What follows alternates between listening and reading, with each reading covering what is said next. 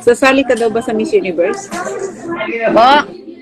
Sasali ka daw ba sa Miss Universe?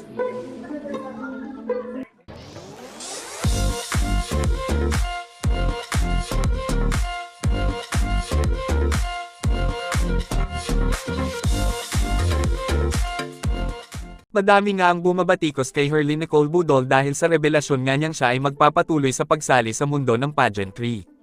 Kung kaya't madami nga ang nagtatanong kung totoong may pag-asa nga ba ang Miss Universe Philippines sa mga maaari niyang salihan balang araw. Ito nga ang naging kasagutan dito ni Herlyn Budol.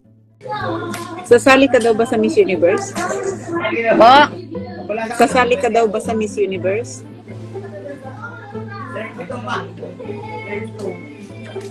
Malaman pa, ma'am. Mami, kasi bata pa naman ako. Hanggang 28 years old.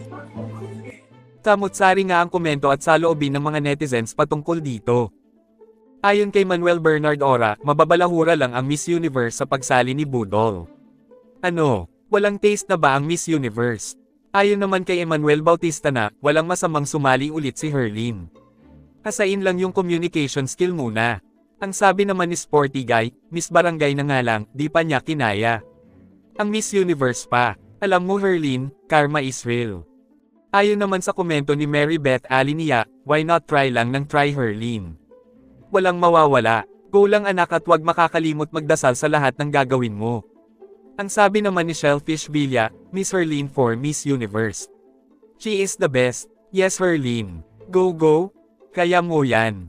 Ang komento naman ni Amy Garcia.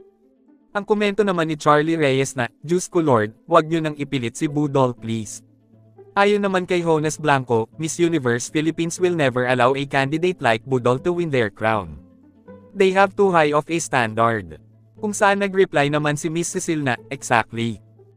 Kayo, anong masasabi nyo sa maaari palang pagsabak ni Miss Herlyn Nicole Budol balang araw sa Miss Universe Philippines?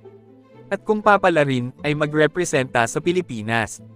At kung ano ang inyong komento at saloobin, just comment down below at babasahin natin yan at pag-uusapan natin para sa ating susunod na video. Thank you for watching and see you on my next one.